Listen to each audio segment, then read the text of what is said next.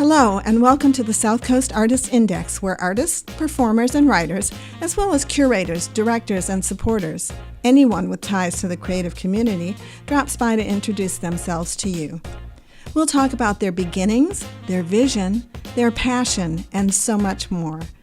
The Southcoast Artist Index podcast is brought to you in part by Heavenly Spirits, who invites you to celebrate the art of life and creative communities everywhere.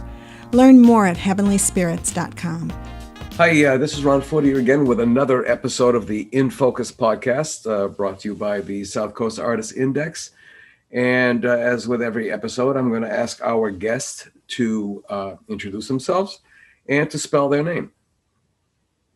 Okay, I'm Margo Volterra, M-A-R-G-O, no T.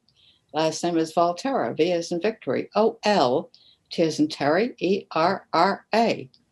I always do that phonetically because some people mix up letters for, Exactly. And I don't think I've mentioned this on the podcast for quite a long time. For the longest time, I thought one of the PBS commentators his name was Amun Ra, because it just wasn't coming in clear. You've got to raw the engines as you're driving, and it's Arun Roth. Oh no!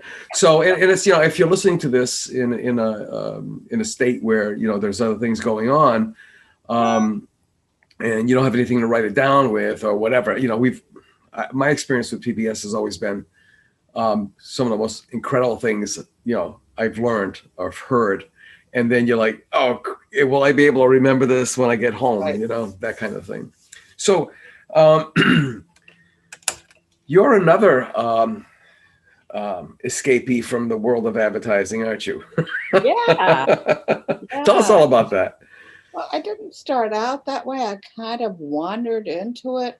I grew up in New York City, and I was the youngest of three. My brother and sister were both out of the house by the time I was 9 or 10, because they were that much older. And there was always a lot of art and culture and dance and music and theater. I saw all the original shows, the Broadway shows. I won't name them because that'll certainly date me. And of course, used to go to Greenwich Village, was my big hangout.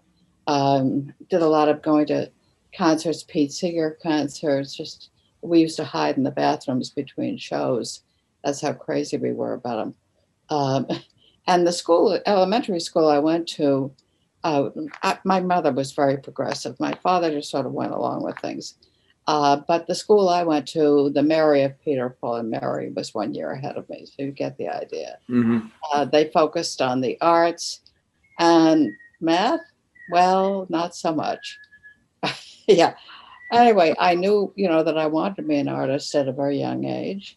And my folks sent me to the Art Students League. I was probably 10 maybe. And I was the only kid in this all adult room. And I'm like, oh, what am I doing here? But, I persevered and kept up with it. And then I went to actually an all-girl high school, which doesn't exist anymore in New York, because at the time it was the safest place to go. I wanted to get into a place called Music and Art High School, which is also merged and morphed into another name. I don't know. Is that the one that became the FAME name? The New York School of Visual and Performing Arts? It could be. Yeah. I don't know what it became. Right. And for younger people, FAME was a big breakout right. song. The song, I guess, came from the movie, and right. There was a series as well on TV? Yeah, it was. I never watched. Right, and it's about a visual and performing arts high school, which we sorely need in this area, that's for sure. Oh yeah, definitely. Yeah. And they liked my artwork, but my grades were something else. So I went to this all-girl high school and made it the art department with one other girl, and when I got done, I wanted to go to art school. I didn't want to go to college. My brother and sister said, look, we think you should take advantage of the opportunity. So I said, they're not going to take me. And the School of Fine Arts didn't want me because of my grades again. They liked my work, but not my grades. But they had a program with the junior college at the time, which is now another name, I forget, where if you really worked hard in the first year, you could transfer, which is what I did. It was the best program ever. I got rid of a lot of the academics, which were terrific there, and I became part-time for the rest of the time at the School of Fine Arts. And then I majored in painting. And at the time, and I think it's probably still this way, they never teach you about that dirty word called money. It's just, it doesn't exist. Matter of fact, they taught us how to mat, but not how to frame, which I thought was very interesting. Like we weren't supposed to do that kind of thing. That's dirty work. We never visited artist studios. We never apprenticed with anybody.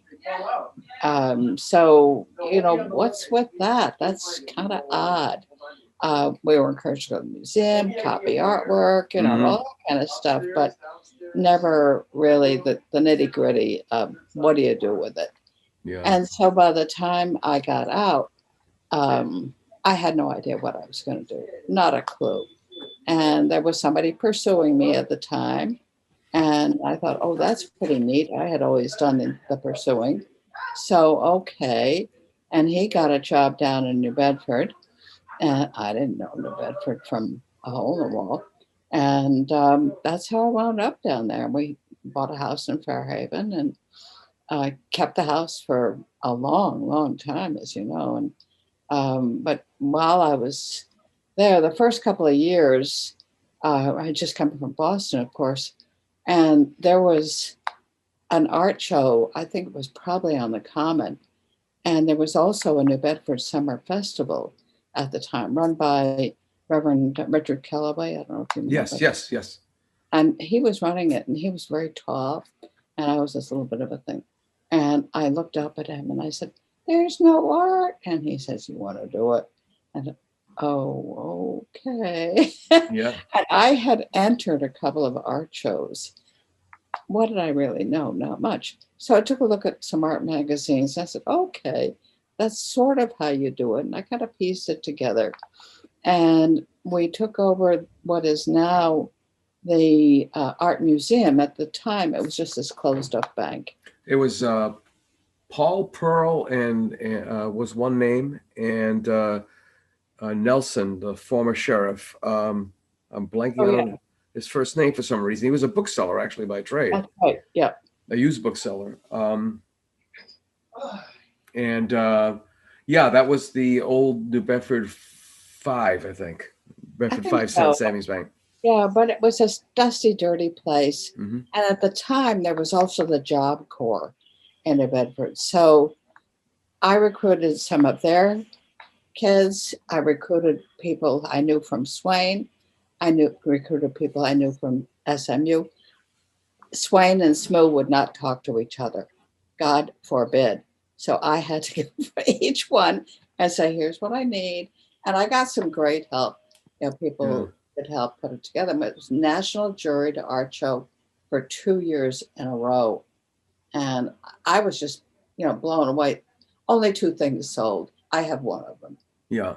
But to me, the crowning glory of the whole thing is people would come up to the work and they'd press their noses to it and they'd say, "Is this real?" I wanted to cry. They just never been out of Bedford. Now, what years are we talking about now? Early 60s. Early what? 60s. Early 60s. Yeah. Okay. And it's funny about the Swain and Southeastern Massachusetts University, Right. which I remember getting sick and tired of saying, no, I didn't go to Southern Methodist. Nice school, but I didn't go there. It's funny because we interacted with the Swaineys quite a bit. Now, this is between 71 and 75. Later, yeah. So there obviously was a shift. Now, I don't know when Ed Tornieri, who I believe was the founder of the art department it may have been on the cusp of SMTI, SMU, Right. Southeastern Massachusetts Technological Institute, and I think he was also an interim or short-lived president at Swain, but I know he was also an instructor there, and Yep. he also was a student of Hans Hofmann. So in Right. fact, Don Wilkinson and I have had this conversation that there's actually more connectivity between the two places. In fact, you Right. could almost say that SMU, by the time I got there, was the child of Swain. Yeah. Yeah. That's true. Yeah. Yeah. So, Yeah. what was the name of this art festival or this art It's called the competition? Greater New Bedford National Juried Art Show or something like that. Oh, wow. And the first year it was really hysterical. The mayor, what was his name? He was this real, he'd remember everybody's Eddie name. Harrington? Eddie Harrington. Yeah. He'd He was my remember. dad's divorce lawyer.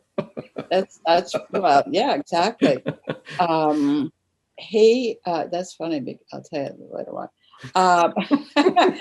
But Miss New Bedford was happening when we were opening our show.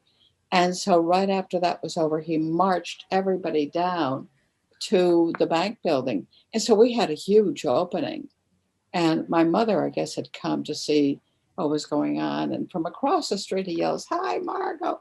My mother says, and she's from New York City, "The mayor knows you?" Oh, yes. Yeah. You know, this is a piece of history of New Bedford I had no idea about. Right. And right. I have been searching for pivotal people who created pivotal moments or pivotal or left a marker on the road, you know, so to speak, of history. This is absolutely interesting. Wow. Now, this is almost around the same time that the Reverend Dr. Richard Calloway, Yeah. who was a Unitarian minister, Right. started the Triworks? Yeah. Triworks Coffee House. Yeah, I should say. It was going at the same time. Yeah. Yeah. And Maggie Purse. Yes. If you could get her to interview her, but she won't do it because she doesn't do computers. So forget that. Yeah. Oh, maybe her daughter. Cora. Yes, Cora. Unlikely, but you can try. Really? Because I remember the Coffee Works, the Triworks Coffee House. It was it was very I can't say hippie because that was actually kind of like the tail end of the beatnik era. Oh yeah, wasn't it? Yeah. Yeah. But for me, it was like a carryover because when I got to BU, there was this young woman sitting downstairs in the cafeteria with a serape and a guitar, and she's singing and playing. And I'm saying, like Greenwich Village, I've seen it all. And then one day she was in this long corridor that used to lead to the bathrooms. Well, I'm on my way there. And she was at the end of the corridor. And I just had to stop and listen. You know who that was? Joan Baez. It was Joan Baez. Yes, she was there then. Yeah. But she left shortly after. And I sort of got to know her. I mean, she once waved to me from her Vespa, but that was the end of that. You know, now that you've told me all this, now I'm a student of history. I was honored to be selected as the assistant office manager for the New Bedford Building Survey when I got out of grad school in '75. No, 78. In '78. I got to learn a lot about the history of the city and such. But as far as art is concerned, I mean, for a city who has produced so many artists, there was a time there where it was very fallow. I mean, there was nothing going on. So you being not a native of the city, but starting off this nationally juried show in New Bedford, did you get a feeling of anything that came before you? Because after that, I mean, that bubble burst, right? It didn't last. No, I kind of got burned out on it because I was doing it in my quote free time. I was working full time for all things the Girl Scouts. I was a professional worker for the Girl Scouts, working with adults and traipsing around, traveling a lot at night and whatnot. So you got comp time, you didn't get paid extra. Hmm. So in the comp time, I would run the show and organize it. And out of that, I think came a few other attempts. We actually started an artworks, and it didn't last either. Eventually, it morphed into a meeting in the old SMTI building. And I'll never forget because I was the only female and all these men, and they were just pouncing all over me. They're just like, "What are you doing here?" So I just threw up my hands. I said, Yeah. "That's it. I'm done." Yeah. My dad was a training instructor for the Berkshire Hathaway, and he Yeah. taught in that building. So yeah, yeah. And he sounded like he had way too much fun teaching. I think he taught on Saturdays. Uh-huh. And I just thought of it now. Maybe that's what made me want to be a teacher, because he had so much fun. I taught all this time. I had young children by then. I began teaching at the at BCC, at where else? A couple of other local places. Did you do the Swain Saturday morning classes, or? I taught some of them. That was until somebody who was more connected than I got her foot in there and said, "Wait a minute, no, out." So I lost that. Um, I think I may have taught a little bit at the Marion Arts Center. Those are mostly kids, but then I did adults at the YWCA. So I was kind of all over the place with these things. But soon after that, my ex decided he didn't want to stick around much longer. And, you know, uh, by the time about the mid 80s, my kids were out of the house by then. I had no family nearby.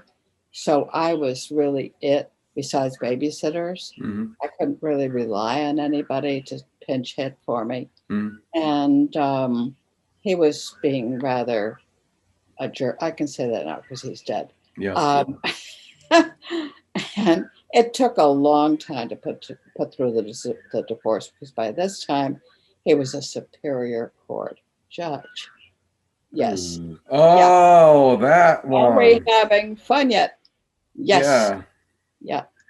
So, it just took forever. And finally. Because it's weird. The other guy, Jacobs, was my mom's divorce lawyer. Yeah. Well, he worked with Jacobs for a while. Sure. Yeah. Yep. As a matter of fact, let's see, Marky was involved with his divorce somehow, or he wrote, was he Marky's lawyer or something? He was very close with Marky for a while. Well, divorce was a lot more complicated back then. Oh, God, yeah. I wanted to write a book about it called Divorcing the Judge, but I'm not a writer, and I just said, I gotta get on with my life. And then somewhere in the mid 80s, I met Matt, who I've been living with ever since. And I began working with at Adweek at that point. But and to back up a little bit, before that, I had sold some advertising locally. Mm-hmm. I had worked for something called Greater New Bedford magazine or newspaper or something like that. Well, there was New Bedford magazine, which was on Dover Street. Yeah, I forgot the gentleman's name. Yeah. And I had worked at that, and a good friend of mine at the time decided to buy it, and I could never quite understand. Her son was kind of behind it. He's in advertising. He's probably retired or not. And she decided to buy it, and all of a sudden she becomes this fountain of knowledge about advertising. So she took these quarter-page ads that people were getting at a pretty good deal, and they were selling, and it was helping the magazine grow. And all of a sudden, she tripled the price on things. Well, guess what?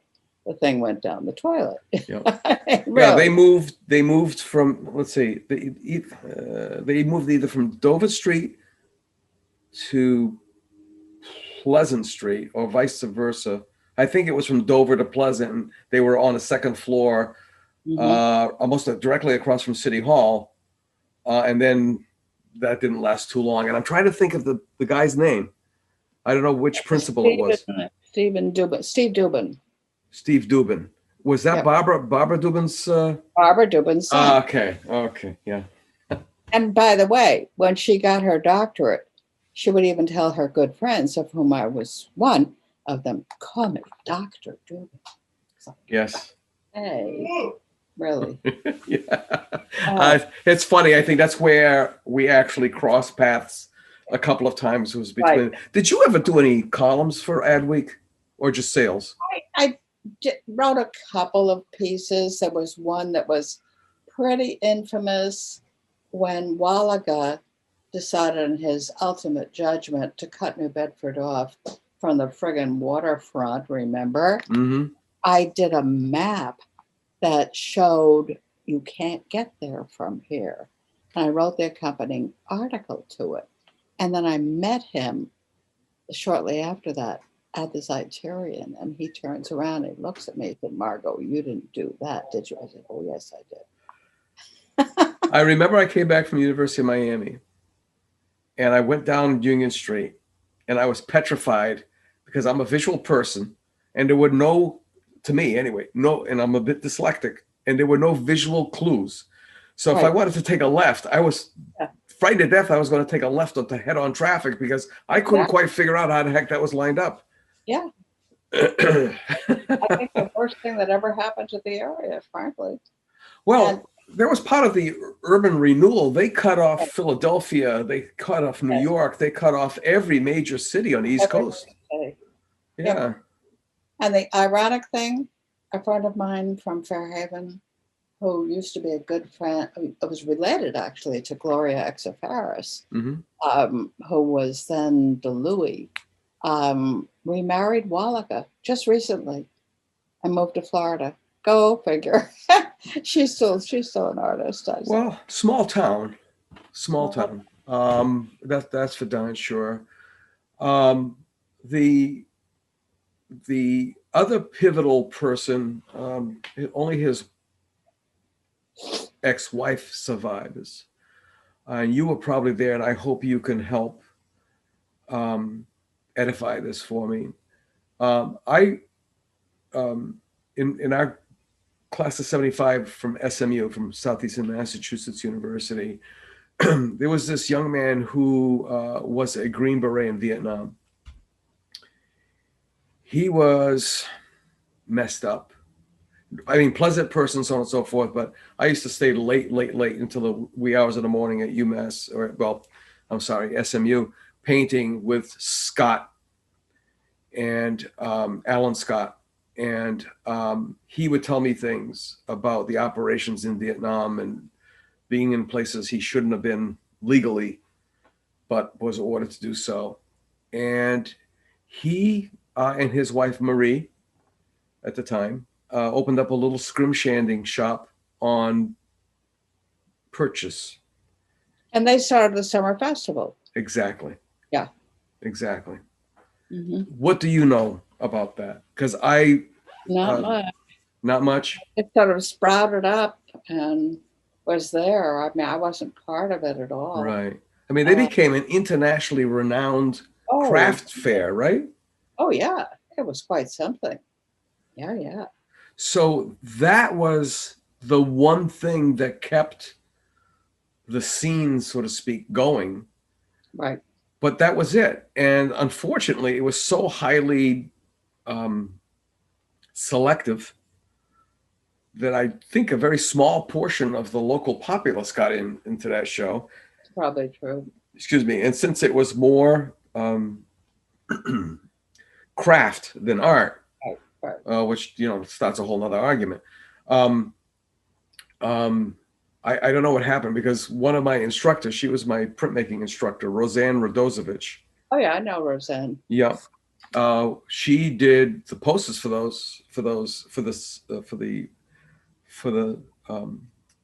Center Street Festival. In fact, her posters and the posters that were done for the whale auction every year became such prized possessions that when you went to the whale auction, there was always whale auction posters from previous years being auctioned, Right. and some of Right. Roseanne's posters. It was Yeah. Yeah. wonderfully bizarre. Yes. Yes. Yeah. That's funny.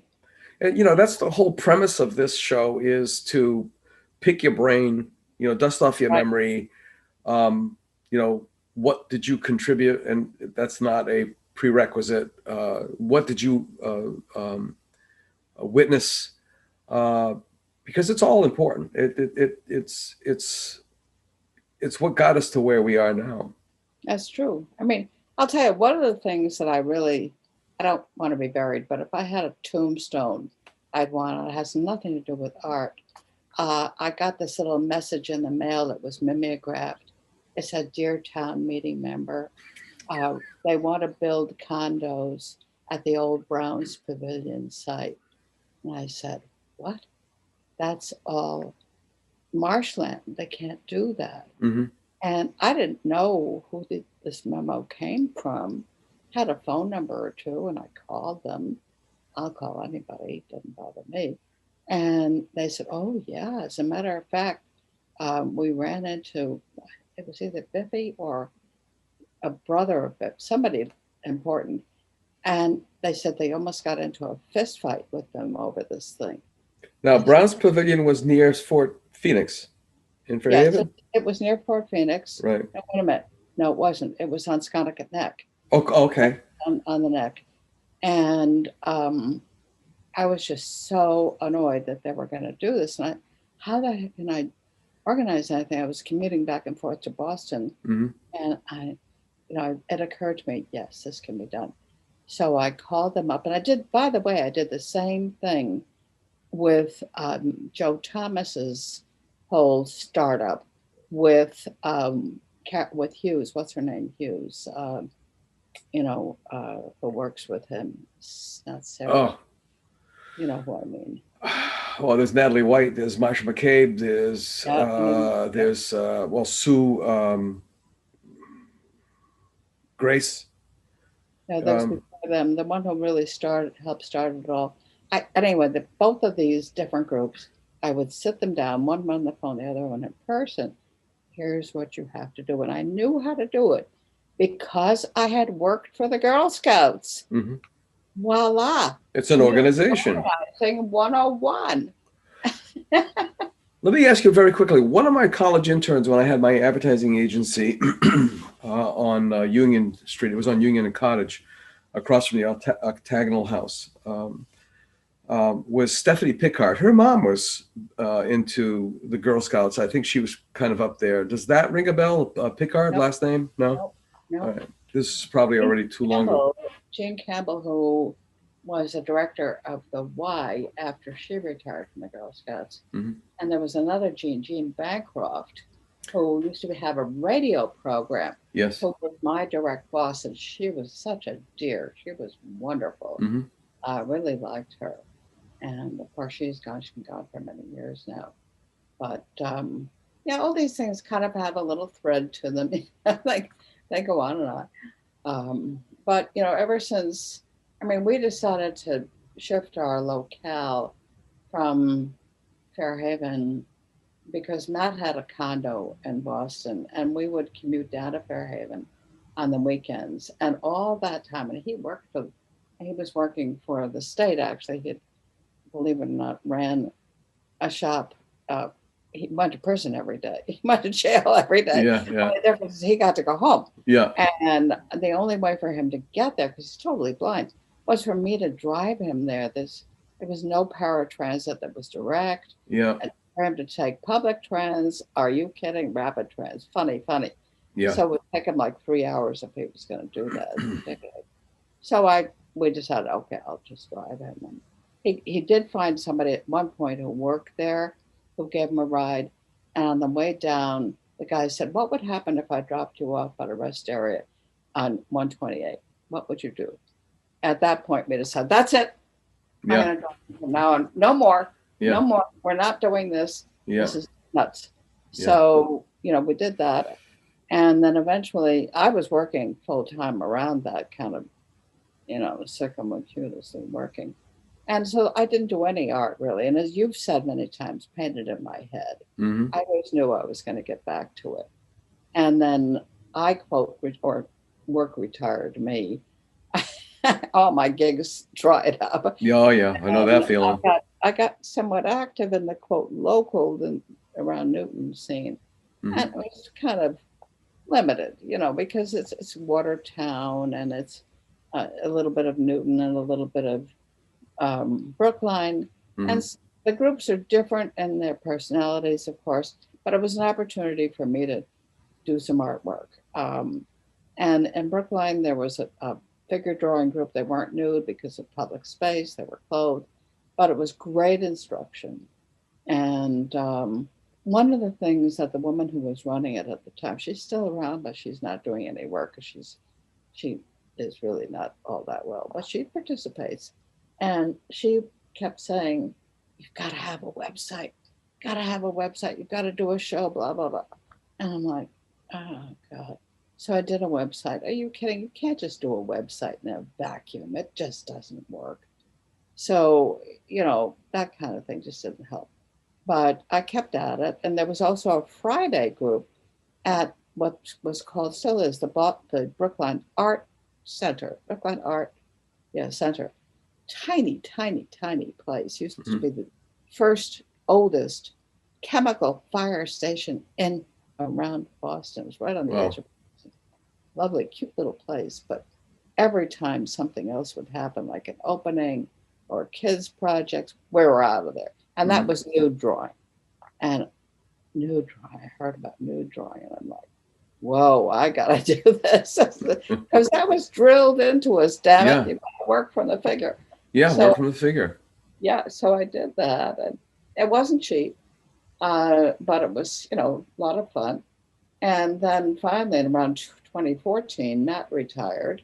So that meant no more driving back and forth, thank God. And so we had this decision. Do we want to keep the house in Fairhaven as our locale, or do we want to stay in the Newton area? Mm-hmm. And we weighed the options because it was a year-round house. Mm-hmm. But we decided, between the lack of trends, and if I'm not driving anymore, we've got a problem because he needs public trends. And that at that time, the medical was just horrendous. He almost died at St. Luke's, but that's another matter. But anyhow, so we decided, okay, he bought a house. It was the best decision we've ever made. Got rid of the condo, thank God. And that's when things began to take off. And then, of course, last year was COVID. And all these Zoom classes started popping up. Mm-hmm. And most of them originate in the UK. And they're held at 7 p.m. their time. Because I think that's when their in-person classes. It's a 6-hour difference, yeah. Which was perfect for me. Yeah. I love that. And so I'm almost addicted to them now. Mm-hmm. I do about 3 or maybe 4 a week. And it depends on the model. If I like the model, if I like the idea of what they're doing, I'll sign up for it. And they're pretty reasonable. Mm-hmm. None of them, most of them are not. They're around maybe $10 or a tiny bit more. Mm-hmm. So it's doable. Yeah. And, the feedback you get, a lot of these organizers, they're artists, and the feedback you get is just amazing. Now you can toss the session over to your big screen TV, obviously, and draw from that, right? But I can't work over there. So my kitchen is it. Because there was back in the let's say late 80s, early 90s, there was this platform. I don't think apps were even known back then. It came out of France, and it was called Model Elisa, and it was genius. It was a turntable with a pole in the middle. So can you imagine a pole dancer having a turntable underneath them? Yep. And they had a camera mounted. Obviously, you can't see it because the camera's shooting the scene on another pole.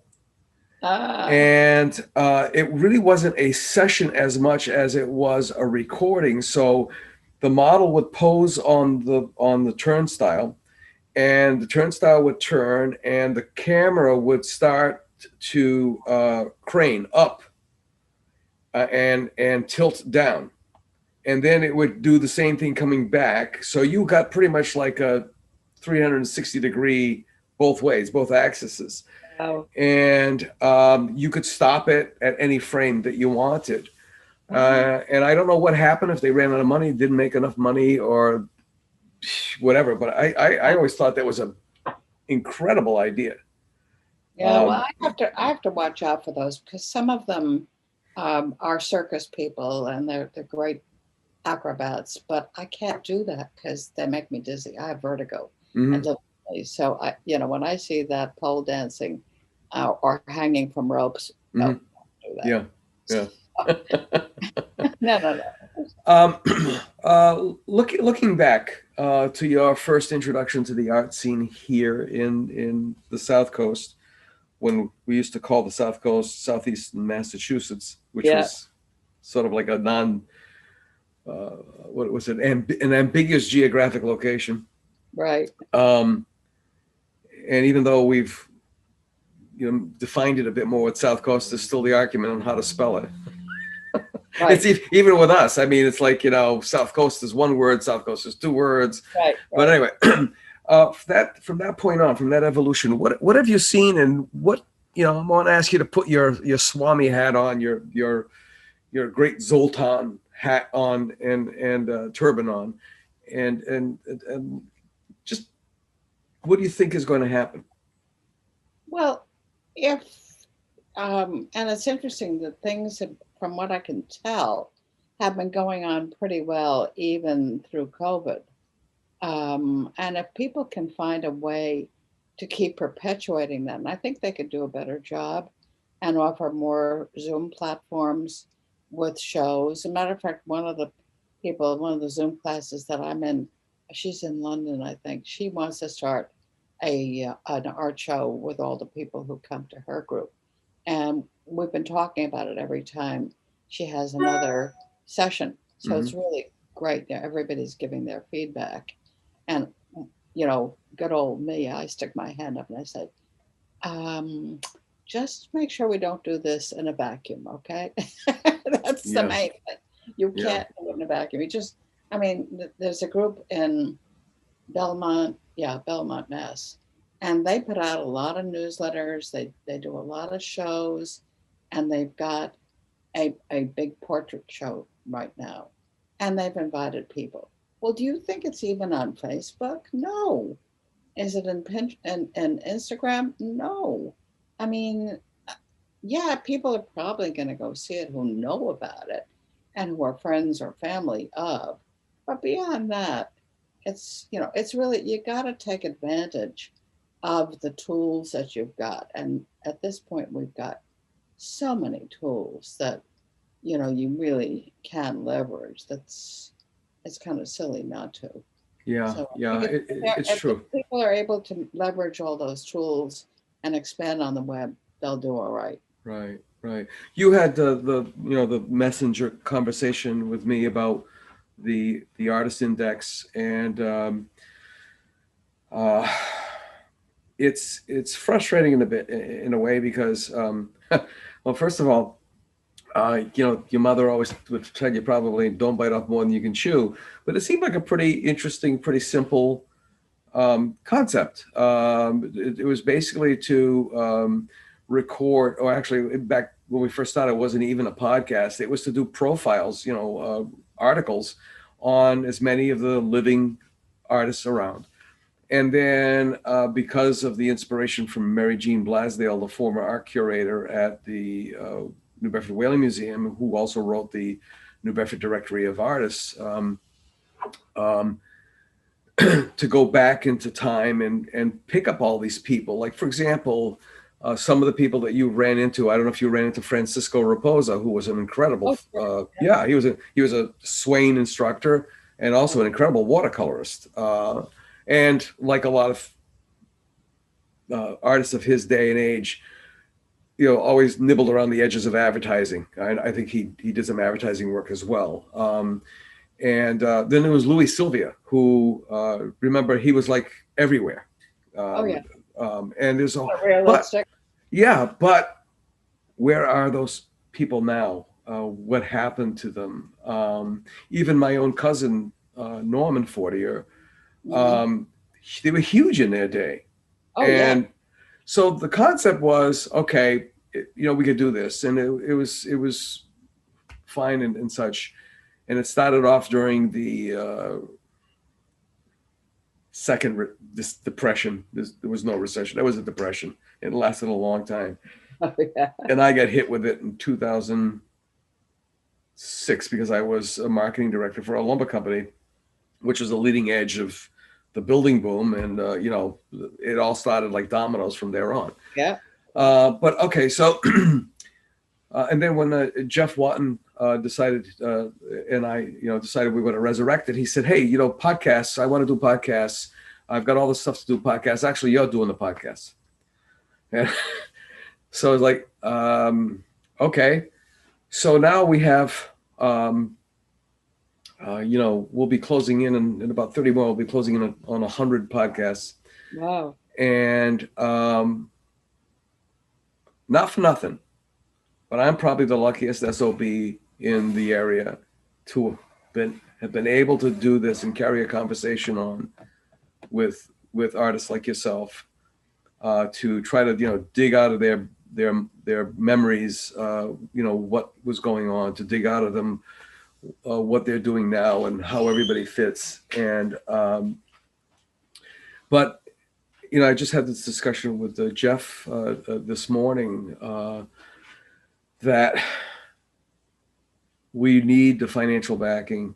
We really need this is a legacy project, and it has to last in perpetuity. Right. The original plan was that it was going to mimic Facebook for the sociability of it, LinkedIn for the interactiveness of the business aspect, like artists trying to sell things or promote themselves. And then the ancestry portion, which I just had a message with Don Wilkinson this morning about what David Loeffler referred to as the artist family. Mm-hmm.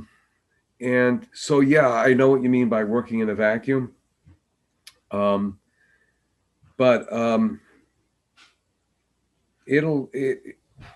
it's gotten so much bigger that I'm waiting for grants now for, I don't want anybody to do anything for nothing like Jeff and I have been doing. People need to be paid. They need to make a living. Absolutely. And I'd love to be able to, the grant, I think I wrote in 3 podcast jockeys, so to speak. One to focus on the music scene, which is phenomenal. Oh yeah, always has been. Who was it the other day was just saying that New Bedford jazz musicians formed the jazz that we know today. Oh yeah, a lot of them did. Gonzalez is one of them, sure. Took the words out of my mouth. 23 choruses at the 65, 66 Newport Jazz Festival. He saved the Duke Ellington Band from ruin.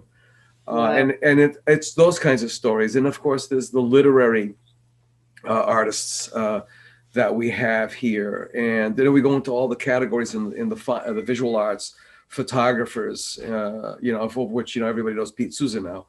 But photographers, Norman Fortier, and it's important because, the elevator speech was, so what is it that this project is all about? It's like, well, we're building a pyramid. Yeah. And pyramids weren't built to reflect power. They weren't built to even preserve the body. They were built to preserve memory. And that's what I like to see it go up to the next step. And you're building a legacy, let's face it. Exactly. And of course, there's the ancestry portion of it where you don't know who begat whom, and you don't know who is connected to who. And it's absolutely phenomenal when you start to see all that start to come into fruition. There's a big contingent of Maryland Art Institute people. There's another contingent for the Philadelphia School of Fine Arts. Mm-hmm. Of course, there's Swain and such, but Um, yeah. Then I got this insane idea about, we should probably write a book about this. I should live so long, like the Three Stooges used to say. I can't believe that there aren't some other models like what you do somewhere, some community. Well, there is one, and I was at one time writing as a freelance contracted writer for believe it or not, the Ministry of Tourism for Brazil. Mm-hmm. Through it was almost like a clandestine operation. I never really met anybody. It was just all online. It was very, very bizarre, and I got paid. And I just wrote these little travel things because I'm multilingual, and I ran across something called Itau, which still is in existence. Itau, ITAU Cultural, CULTURAL. Right. And I discussed this with a Portuguese radio station executive, and he said, "Oh, that's the Brazilians. They'll build a monument to anything, But I thought it was so cool because, again, there are people who sometimes the smallest players have contributed the most. Right. And I've never been a puzzle maker, but I do love to untangle string. Don't ask me how that works in my head. But so you've actually added quite a big chunk today by being our guest. And I know I had to move heaven and earth to get you on the show. Yeah, I mean, for the longest time, I think before I got into Zoom and started doing more work, I really didn't think my work was worth all that much. I mean, it was nice. It was okay. I enjoyed doing it. I did a whole series of Trump portraits. I took them from photos, of course. There was one with one finger in the air, but I chose the middle finger. So I was having a good time with those, but eventually they were just making me sick. I had to stop. They're all acrylics. And so I haven't touched acrylics in a long time. Everything seems to lend itself more to, I do a little painting, of course, with the drawing I do, but it's, it's not like a lot of painting. So, it evolves. Yeah, I think we all do. We all do. Sometimes I think we're of two minds, where one mind knows exactly what it's doing and how it's nudging you and cajoling you, and the other mind has no idea what the hell. They just think everything is as it is, which is never the case. It's interesting. I told you about these other Zoom groups that I belong to. One of them used to be at the Watertown Senior Center, and the woman who coordinates that she does very traditional work, and she'll put together color wheels. And she goes on and on and on about color wheels and I mean, like, I could care less. But she loves my work. And she keeps saying, "Margo, you've got to have a show. You've got to have a show." No, I'm done with shows. I've been there, done that. I can't do it anymore. I just don't have it in me. Yeah. It's just not going to happen. So. Well, it's funny because how you feel and how things are.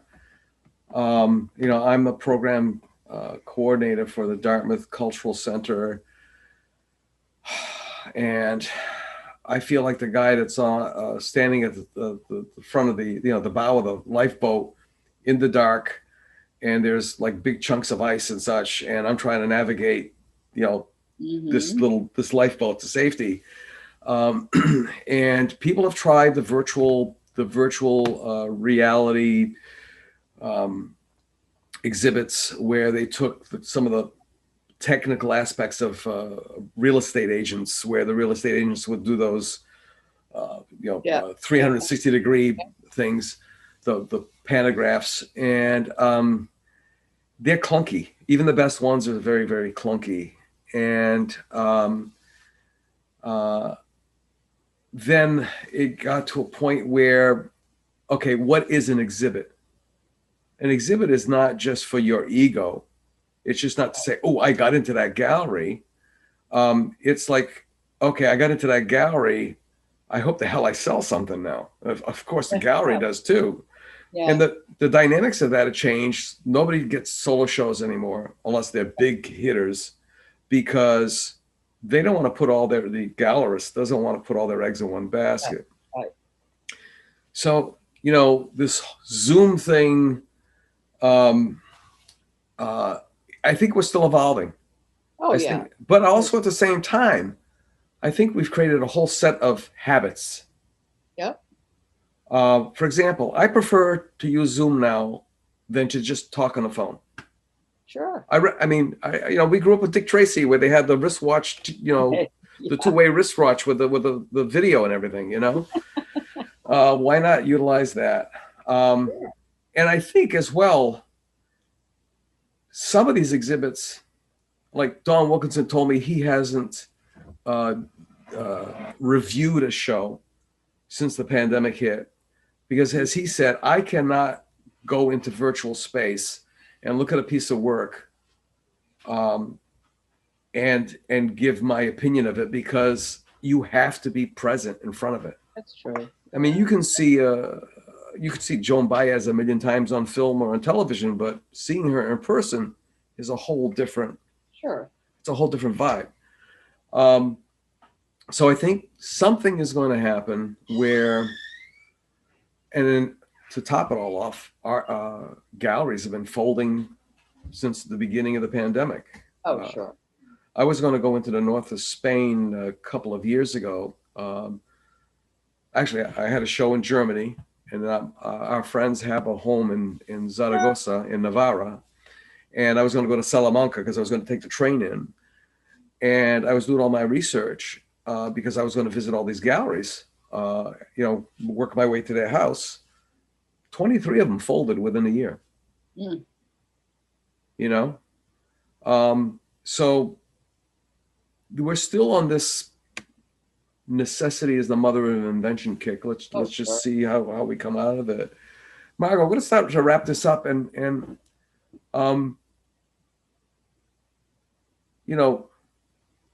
words of wisdom. What do you say to young people?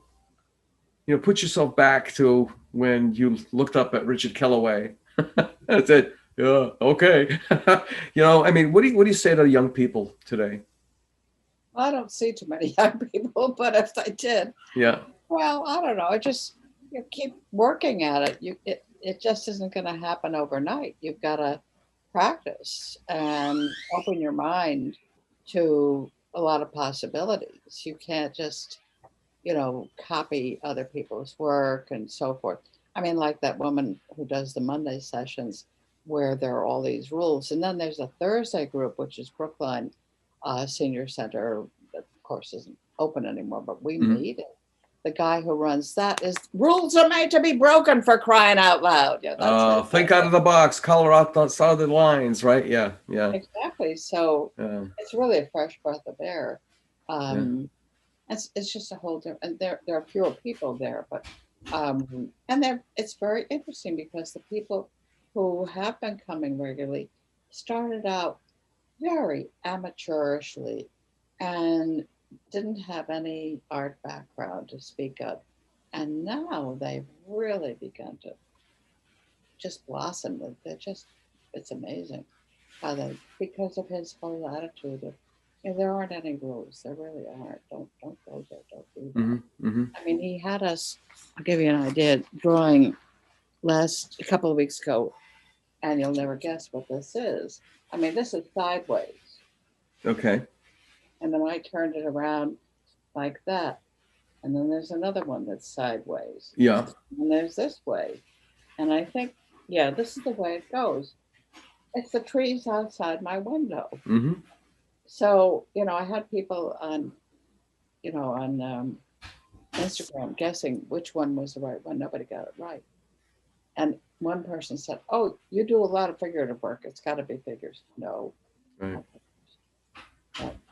So you really got to kind of expand your mind. Yeah, you do, and there's you have a choice, I guess, if you want to be supported by your art or if you want to be sustained by it. And I think there's like a groundswell of people who Well, when I was teaching at the community level, it was tough emotionally because I felt like an art therapist instead of an art instructor, because a lot of these people were coming in. I always call them the birds with broken wings. They would come into my class saying, my parents never supported this. They told me to put down those childish things and find a way to make a living.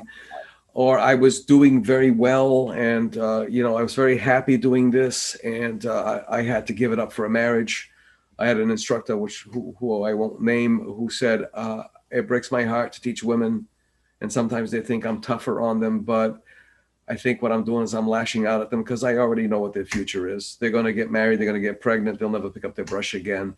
And like he told me, and you know what? Most of these women could kick the ass of any guy in this studio right now. So there was a lot of that. And for some reason, I think I don't think I know, it's cultural. When I lived in Portugal and people would say, "Hi, blah, blah, blah, blah. Oh, what do you do?" I'm a painter. You are? Have I seen any of your work? Are you published? Are you hanging anywhere in town? And they would Wow. be like that enthusiastic. Whereas here, so you make Yeah. any money doing that? Right. Right. Yeah. I mean, when I was in school, the other students would come up to me and say, "Do your parents know that you're majoring in painting?" Do your parents know? Oh my God. Yep. It's 11 o'clock at night. Do you know what your daughter is doing? You're in a painting studio. Yeah. I've definitely decided that my art sustains me, and I don't really. If something sells, that's gravy. I did sell something this year, one piece, Whoopie Dink. It was funny too. I've started working on the other sides of things, which is a gigantic no-no. Mm-hmm. But rather than keep buying more paper, I said, the heck with this. If I don't particularly care about what's on the other side, and it's sturdy enough to hold something, why Mm-hmm. not? So we had this picture of Matt when he went to Outward Bound, and he was 32, I think, at the time. He looked like he was 18. Still looks like he's no, we don't do it. But he's obviously looks Mm-hmm. very young. Younger than his years, yeah. And he was climbing the ropes and feeling his way on the trees and with a helmet. And it's such an inspiring picture. So I did a drawing of it, kind of fill it in with a little paint. And I posted on Facebook. Well, this guy said, "I've got to have it." Turns out he was a sixth grade teacher back in Michigan. Get out of here. What part of Michigan did that come from? I'm trying to remember. Well, they left there fairly early because his mother went to Harvard and got a PhD there. As a matter of fact, he went to Perkins, Mm-hmm. Michigan School for the Blind is where he went, Mm-hmm. and then went on to Perkins. Of course, that was practically in Boston, Mm-hmm. and his mother was at Harvard at the time. So weekends he would go and stay with her at the Harvard campus, which was one of the best things that ever happened. Yeah. Plus, he got to travel the world with his family, Yeah. and lo and behold, they went to Italy. He got to touch the David, Michelangelo's David Wow. that you and I would never get. Never. To Yeah. never. And they let him touch it. Isn't that something? Yeah. Whoa. Yeah. That's pretty special. And he remembers that. He said that's one of the best things he ever did was to travel with his folks. And in general, he's done a lot more recent traveling too. He was part of an international sailing regatta group that. Oh yeah, I think I remember seeing something on that. Yep. Yeah. Yeah. He was doing that for the last. All right. We gotta, and I tell everybody this is not a one and done. As long as you're drawing breath, don't wait for me to invite you. Say, hey, I've got something to say. You want to come on? I'll try to, fit you in. I've asked the majority of the artists on this show this. How would you like to be remembered? Oh, We'll close it at that. someone who pushes the envelope and someone who cared about the community, primarily, the greater New Bedford community. While I was there, I really tried to make it a better place and promote the arts and also keep condos off of wetland. Yeah. Yeah. And by the way, I recruited somebody from UMass Dartmouth. He's still in the area, but retired. He's an economics professor. I said, you know what? He can do this. He knows people, and he's a great organizer. I think I know who he is. Yeah. Yeah, he was able to get kids to knock on doors, and we had also gone to town hall. I told the people who were organizing, go to town hall, get the list of the voters who voted in the interim. And wouldn't you know what, these idiots decided to hold a vote between Thanksgiving and Christmas, thinking nobody would show up. Well, we did. Mm-hmm. And, eventually it just went down the tubes. There was another one that they tried to start out on West Island. Mm-hmm. Skippy Tenzer. Remember Skippy? Yeah. Yes. Yeah. Yeah, they tried Pam's. and tried to start one there. And he called me one day and he said, Margo, how did you do that? I said, Skippy, I'll tell you how, but I'm not going to get involved. So he said, if he wants to do this. Well, so it's advocating, it's activism. Right. All of the above. Oh, yeah. Yeah. And of course, I got active in politics, too. I was very active in the Democratic scene. When my ex left, he said, you are going to be on the town meeting. You're not going to get off as a town meeting member. So, okay. Well, Margo, thank you very much. And folks, that wraps up another episode of the In Focus podcast. And we thank our guest, Margo Volterra, for not just joining us, but for me, it was enlightening beyond belief. Because I found the piece of history I didn't even know existed, and that's always a good thing. Thank you so much, and we'll be right back at you the next time with another wonderful guest. Thanks. Bye-bye. We'll see you next week for another episode of the Southcoast Artist Index podcast. The Southcoast Artist Index podcast is brought to you in part by Heavenly Spirits, who invites you to celebrate the art of life and creative communities everywhere. Learn more at heavenlyspirits.com. To learn more about the Southcoast Artist Index, visit theartistindex.com. Find us on Facebook, Instagram, and YouTube. Be the artist you believe you are, and let's take care of each other out there.